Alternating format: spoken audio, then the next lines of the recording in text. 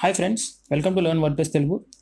ఈ వీడియోలో మనం ఒక సబ్ డొమైన్ అనేది ఎలా క్రియేట్ చేయాలి, దాంట్లో వర్డ్ప్రెస్ ఇన్స్టాల్ చేసి సపరేట్ సైట్ని ఎలా డెవలప్ చేసుకోవాలో స్టెప్ బై స్టెప్ ప్రాసెస్ అనేది చూద్దాం.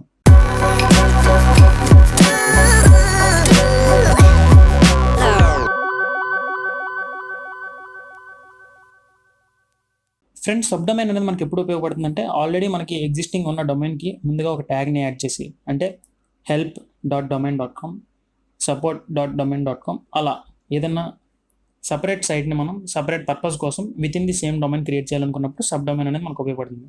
ఇప్పుడు ఫర్ ఎగ్జాంపుల్ మనం ఇక్కడ గూగుల్ అని కనుక మనం సెర్చ్ చేసినట్లయితే మనకి google.com ఇది మెయిన్ డొమైన్, ఇది ముందు కనబడుతుంది. blog.google, అలాగే drive.google, cloud.google, developers.google ఇలా different types of sub domains అనేవి google.com మెయిన్ డొమైన్కి లింక్ అయి ఉంటాయి. ఇప్పుడు మనం learnwptelugu.comకి help.learnwptelugu.com అనేది ఒక సబ్ డొమైన్ క్రియేట్ చేసి దాంట్లో వర్డ్ప్రెస్ని ఎలా ఇన్స్టాల్ చేయాలో మనం స్టెప్ బై స్టెప్ ప్రాసెస్ చూద్దాం. దీనికి మనం ముందుగా ఫాలో అవ్వాల్సిన ప్రొసీజర్ ఏంటంటే, ముందు మనం ఒక సబ్ డొమైన్ క్రియేట్ చేయాలి. దాని తర్వాత wordpress.orgకి వెళ్ళి వర్డ్ప్రెస్ జిప్ ఫైల్ని డౌన్లోడ్ చేసుకోవాలి. దాన్ని మనం క్రియేట్ చేసిన సబ్ డొమైన్ యొక్క ఫోల్డర్లోకి అప్లోడ్ చేసి ఒక డేటాబేస్ని క్రియేట్ చేయాలి, ఒక యూజర్ నేమ్ని క్రియేట్ చేయాలి, ఒక పాస్వర్డ్ని క్రియేట్ చేయాలి సేమ్ డేటాబేస్కి.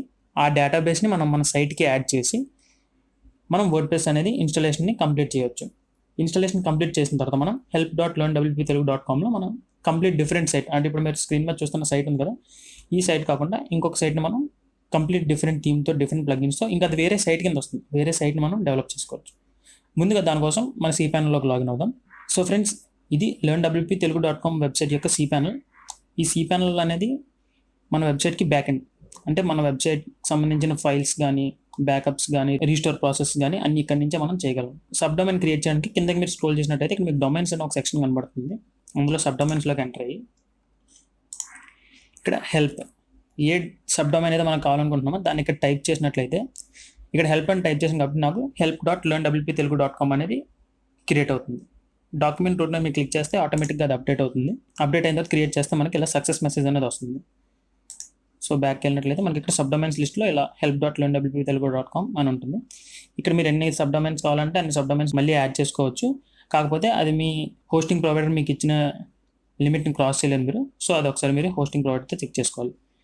ఇప్పుడు help.learnwptelugu.com అనేది ఎక్కడ క్రియేట్ అయిందో మనం చూద్దాం. ఫ్రెండ్స్, ఇది ఫైల్ మేనేజర్. ఫైల్ మేనేజర్లో మన వెబ్సైట్ యొక్క ఫైల్స్ కానీ, థీమ్స్ కానీ, ప్లగిన్స్ ఇవన్నీ ఈ ఫైల్ మేనేజర్లో నుంచి మనం యాక్సెస్ చేయగలం బ్యాక్ ఎండ్ని. జనరల్గా ఇప్పుడు learnwptelugu.com అని మీరు ఎంటర్ చేసినప్పుడు ఈ పబ్లిక్ HTML ఉన్న ఫైల్స్ అనేవి మీకు డిస్ప్లే అవుతాయి మీ బ్రౌజర్లో.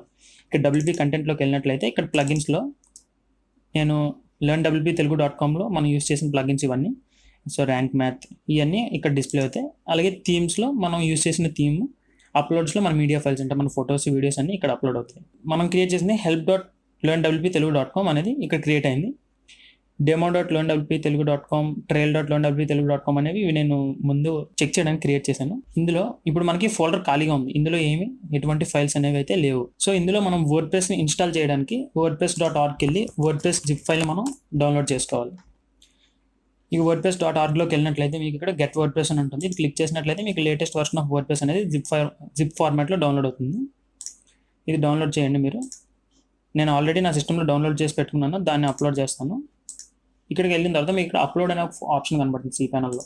అప్లోడ్ క్లిక్ చేస్తే మీకు అప్లోడ్ ట్యాబ్ ఓపెన్ అవుతుంది. ఇక్కడ మీరు ఫైల్ అనే దాన్ని సెలెక్ట్ చేయొచ్చు. మీరు ఎక్కడైతే డౌన్లోడ్ చేశారో దాన్ని ఇక్కడ అప్లోడ్ చేయండి.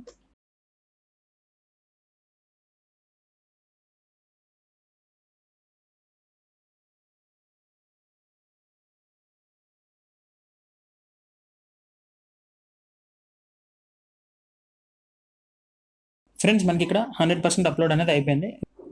ఫ్రెండ్స్, ఇక్కడ మనం అప్లోడ్ చేసిన వర్డ్ప్రెస్ జిప్ ఫైల్ అయితే మనకి ఇక్కడ డిస్ప్లే అవుతుంది. ఇప్పుడు దీన్ని మనం ఇక్కడ ఎక్స్ట్రాక్ట్ చేద్దాం. ఎక్స్ట్రాక్ట్ చేయడానికి దీన్ని సెలెక్ట్ చేసి మీరు ఎక్స్ట్రాక్ట్ చేసినట్లయితే ఇక్కడ డైరెక్ట్గా help.learnwptelugu.com ఈ డైరెక్టరీలో వర్డ్ప్రెస్ ఫైల్స్ అనేవి మనం ఎక్స్ట్రాక్ట్ చేస్తున్నాం. అయితే ఇప్పుడు ఈ వర్డ్ప్రెస్ అనే ఫోల్డర్లో మన ఫైల్స్ అనేవి ఉన్నాయి కదా, వీటిని మనం బయటికి తీసుకురావాలి. అంటే డైరెక్ట్గా help.learnwptelugu.com అనే ఫోల్డర్లోకి వీటిని మనం మూవ్ చేద్దాం. సో ఇక్కడ సెలెక్ట్ చేసి మూవ్ ఆప్షన్ కొట్టి ఇక్కడ మనకి help.learnwptelugu.comలో వర్డ్ప్రెస్ అనే ఫోల్డర్లో ఈ ఫైల్స్ అన్నీ ఉన్నాయి. వాటి మనం వర్డ్ప్రెస్ అనే ఫోల్డర్ నుంచి తీసుకొచ్చి డైరెక్ట్గా మన సబ్ డొమైన్ యొక్క ఫోల్డర్లోనే ప్లేస్ చేస్తున్నాం.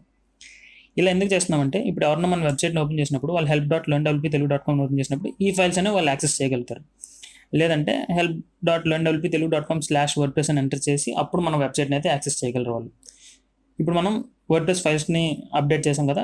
నెక్స్ట్ స్టెప్ ఏంటంటే మనం ఒక డేటాబేస్ని క్రియేట్ చేసి ఒక database user name and database పాస్వర్డ్ని మనం క్రియేట్ చేయాలి. దానికోసం మనం మళ్ళీ మన cPanelలోకి వెళ్ళి ఇక్కడ MySQL డేటాబేస్ అని ఉంది కదా, ఇక్కడ ఎంటర్ చేసి మీరు ఇక్కడ మీ డేటాబేస్, సో మనం help.learnwptelugu.com చేస్తున్నాం కాబట్టి ఇక్కడ హెల్ప్ అని ఇచ్చి సమ్ ర్యాండమ్ నెంబర్ ఏదన్నా ఇవ్వచ్చు. ఇక్కడ క్రియేట్ డేటాబేస్ చేయండి. ఇక్కడ మనకి డేటాబేస్ అయితే క్రియేట్ అయింది. ఇప్పుడు మనం ఈ డేటాబేస్ని మనం సేవ్ చేసుకుందాం. డేటాబేస్ నేమ్ని మనం సేవ్ చేసుకుందాం, ఎందుకంటే వీటిని మనం తర్వాత నెక్స్ట్ వచ్చే స్టెప్స్లో వీటిని మనకి యూజ్ అవుతాయి. అలాగే నెక్స్ట్ మనం database user name and database password కూడా క్రియేట్ చేయాలి. వాటిని క్రియేట్ చేసినప్పుడు వాటిని కూడా మనం ఇక్కడైతే సేవ్ చేసుకుందాం. ఇక్కడ యాడ్ యూజర్, ఇక్కడ యూజర్ దగ్గర సేమ్ మళ్ళీ help and some random number ఏదన్నా ఇచ్చేయచ్చు. పాస్వర్డ్ మీరు ఏదైనా పాస్వర్డ్ పెట్టుకోవచ్చు. ఇక్కడ మీరు ఏదైనా పాస్వర్డ్ పెట్టుకోవచ్చు. నేనైతే డైరెక్ట్గా గూగుల్ సజెస్ట్ చేసిన పాస్వర్డ్ని పెట్టేస్తాను. సో ఈ పాస్వర్డ్ని కూడా మనం ఇక్కడ సేవ్ చేసుకుందాం. యూజర్ని క్రియేట్ చేసిన తర్వాత మనకి ఇక్కడ సక్సెస్ఫుల్ మెసేజ్ అనేది వస్తుంది. ఇక్కడ మనం ఈ డేటాబేస్ యూజర్ నేమ్ దీన్ని కూడా మనం కాపీ చేసి మన స్టిక్కీ నోట్స్లో పేస్ట్ చేసుకుందాం. ఈ మూడింటిని మనం తర్వాత ఒక స్టెప్లో యూజ్ చేయాల్సి వస్తుంది, అది మెయిన్ స్టెప్ అది. సో అందుకని వీటిని మనం ఇక్కడ పక్కన రాసుకుంటున్నాం. ఇప్పుడు మనం డేటాబేస్ క్రియేట్ చేసాం, యూజర్ని క్రియేట్ చేసాం. ఇప్పుడు మనం యూజర్ని డేటాబేస్కి యాడ్ చేయాలి. సో ఇక్కడ ఉన్న యూజర్స్లో ఈ యూజర్ని మనం డేటాబేస్కి యాడ్ చేయాలి. ఇక్కడ రెండు యూజర్ మనం ఇప్పుడు క్రియేట్ చేసిన యూజర్, అలాగే ఇప్పుడు క్రియేట్ చేసిన డేటాబేస్ని మనం యాడ్ చేసినట్లయితే ఇక్కడ మనకి ఆల్ ప్రివిలేజెస్ అనేది సెలెక్ట్ చేసి మేక్ చేంజెస్ క్లిక్ చేయండి. ఇప్పుడు మనకి ఇక్కడ సక్సెస్ అని మెసేజ్ కనబడుతుంది. ఇప్పుడు మనం డేటాబేస్ని క్రియేట్ చేసాం, అలాగే యూజర్ని యాడ్ చేసాం.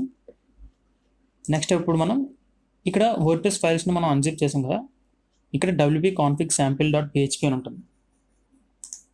ఆ కోడ్ని ఇప్పుడు మనం ఎడిట్ చేయాలి. ఇది పెద్ద కోడింగ్ ఏం రానక్కర్లేదు, దీనికి జస్ట్ చిన్న చిన్న రీప్లేస్మెంట్స్ ఉంటాయి అంతే. ఇది డేటాబేస్ నేమ్ హియర్, మనం డేటాబేస్ నేమ్ ఇది ఇక్కడ మనం ఇందాక క్రియేట్ చేసిన డేటాబేస్ నేమ్, దీన్ని మనం ఇక్కడ కాపీ చేసి ఇక్కడైతే మనం దీన్ని రీప్లేస్ చేయాలి. నెక్స్ట్ డేటాబేస్ యూజర్ నేమ్ని మనం అలాగే కాపీ చేసి ఇక్కడ పేస్ట్ చేయాలి. లాస్ట్ థింగ్ వచ్చేసి డేటాబేస్ పాస్వర్డ్ని కూడా మనం ఇక్కడ పేస్ట్ చేయాలి. ఇది మనం ఇందులో చేయాల్సిన చేంజెస్. సో ఇక్కడ సేవ్ చేంజెస్ చేసినట్లయితే కోడ్ అనేది సక్సెస్ఫుల్గా సేవ్ అవుతుంది మనకి. ఇప్పుడు మనం help.learnwptelugu.comని ఓపెన్ చేద్దాం. learnwptelugu.com/wpadmin ఈ కోడ్ని మీరు డైరెక్ట్గా ఎంటర్ చేస్తే మీకు ఈ పేజ్ అనేది ఓపెన్ అవుతుంది. సెటప్ కాన్ఫిగరేషన్, ఈ సెటప్ కాన్ఫిగరేషన్లో మనం ఇప్పుడు ఇది వర్డ్ప్రెస్ ఇన్స్టాలేషన్ ఇక్కడ నుంచి. సో కంటిన్యూ చేస్తాం. ఇక్కడ మనకి database name, user name and password, ఈ ఫస్ట్ 3 థింగ్స్ అనేవి important. So let's go click చేసిన తర్వాత ఇక్కడ డేటాబేస్ నేమ్ సేమ్ మళ్ళీ ఇప్పుడు మనం ఎక్కడైతే మనం cPanelలో ఎంటర్ చేసామో డీటెయిల్స్, సేమ్ అదే డీటెయిల్స్ని మనం ఇక్కడ కూడా ఎంటర్ చేయాల్సి వస్తుంది.